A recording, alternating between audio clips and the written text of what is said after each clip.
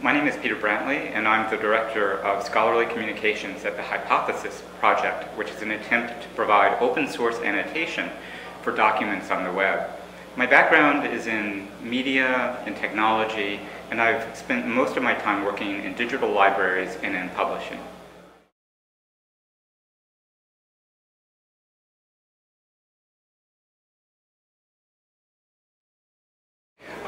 I was intrigued by Tanizaki's consideration of shadow and space that is not lit or aware, and of also the boundary of things between light and dark. So I think one of the things that's most apparent about production of text, which is a means of communication that we've relied on for hundreds of years, is its starkness. And yet there's so much apparent in the communication that does not lie on the page, that's hidden or beneath the page. And I think that that kind of awareness is something that Tanizaki was very sensitive to and wrote very eloquently about. And you read that book when you were in maybe a grad school? I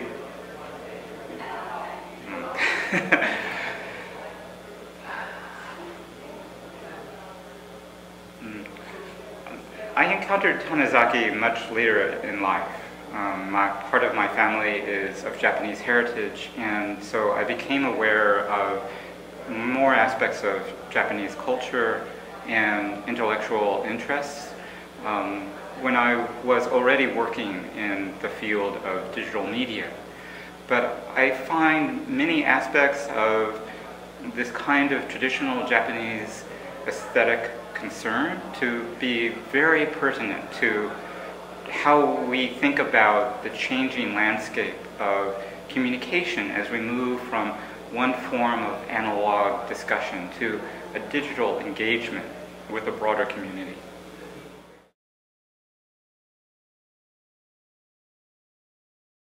Hypothesis is a small, not-for-profit startup, and the goal of Hypothesis is to develop a model where people who are reading or consuming information online can comment or write back into the web to share their thoughts or record their feelings or impressions or add information back into the web, so that communication is not just pushed from the web to the reader, but becomes more of a dynamic engagement between the reader and the producer of information. And the way that we envision that happening is with an open standard being developed by the W3C on annotation, which describes how people would write or dialogue with the information on the web and share their feelings and expressions on the web. So we hope to bring this kind of engagement into text, images, and video. It doesn't matter what kind of document is being produced as long as it is visible in some way on the web. But if it is on the web and you make annotation, I'll be able to see your annotation in Japan. That is correct. The whole purpose of using an open annotation standard is for one viewer, no matter where they happen to be able to gain from the insights of another reader or another participant with that document anywhere in the world. So that enables the community of humanity to grow and develop through technology, enabling broader participation in a worldwide dialogue about the things that are important to us right now. And since your hypothesis is an open standard, I would imagine you'll be able to use, maybe something like Google Translate. So it's not perfect, so you'll get better idea what, maybe if I write annotation in Japanese, you'll have a better idea of what I'm saying, or vice versa.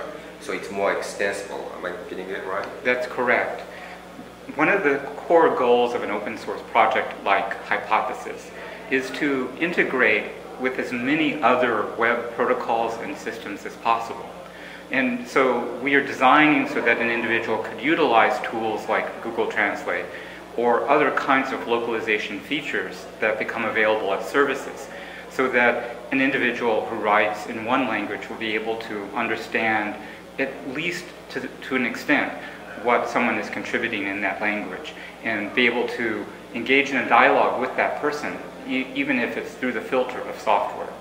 Over time, software becomes more and more powerful and able to help us share our intent of language, the intent of our communication from one person to another. And so, like hypothesis, tools like translation enable deeper engagement of one person's thought with another. Yes, so this really is an electric speed, like it happens instant when you write, and it'll be viewable and shareable on a global scale. That's right. With hypothesis, when we annotate a web document, those annotations are immediately available to someone else to view, to interact with, or to comment on. So it happens as fast as the network.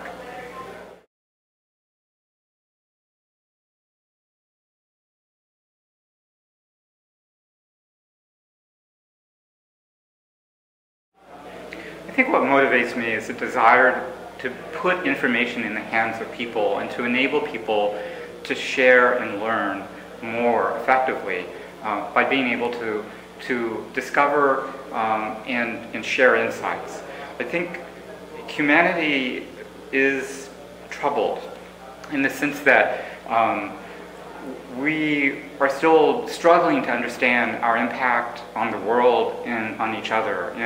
And I think if we cannot learn rapidly at the scale of the entire globe, at the scale of the entire world, then we will not only have not lived up to our potential, but we may also threaten the planet, threaten our own abilities to survive. So I think the ability to learn from each other, to share with each other, which is, I think, innate in us, is something that we must work very hard to create more opportunities for, or we face great risks of ruining things that we care very deeply about.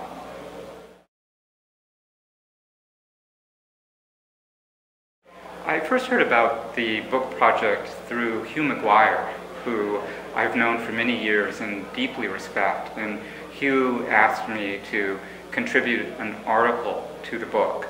And it's funny, at first I refused. I said, sorry, I have no time, I can't do this. And he waited and came back and asked me again, and I said, still, I have no time, I cannot do this. And so I think near the end of the project, he tried one more time, and so I felt like for him I owed him to do this, and so I overcame my reluctance, and I wrote this piece for the book, and I'm very grateful that Hugh was persistent with me, and it forced me to think about some of these issues. So thank you, Hugh. And you were interested in Japanese language and culture as well. How did you feel when your article, the book you contributed to, was translated into Japanese? Well, I'm very happy to be able to share my thoughts and also to see the work of the people that collaborated together on this project for it to be shared with a Japanese audience. I think so many wonderful things are happening in Japan to think about communication, public publishing, about access to information and how people share information with each other. So it's hard for me to imagine a better environment to share this work and to encourage people to write back to us on the web through the book, through the publication of this book, because we will learn from you, from readers in Japan, far more than you will likely learn from us. So as we witness the world, people who wrote in this book and people like us who are thinking about these issues, we must learn from people who consider these questions in their daily lives. That is the only way that we can help each other with insights and move forward together.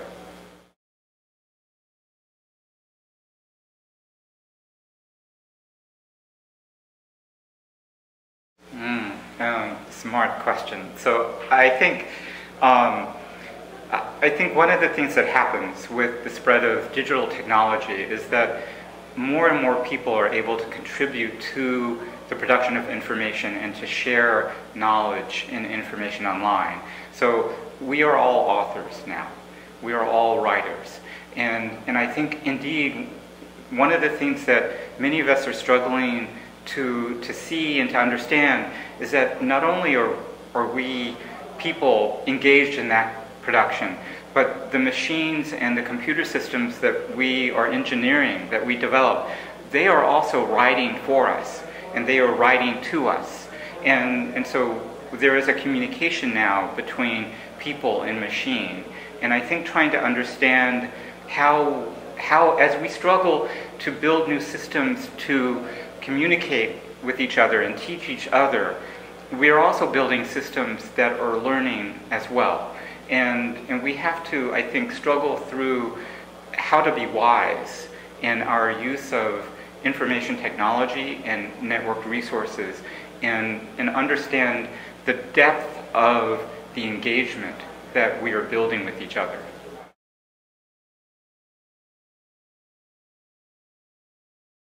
Hello, my name is Peter Brantley, and I am a contributing author to this collection of essays on the future of the book. And my essay is called The Curation of Obscurity. I hope you will enjoy it. This book is an early effort to understand how the book will evolve over the next few years. And we hope that you will engage with us in helping us understand what literature will mean in the coming years.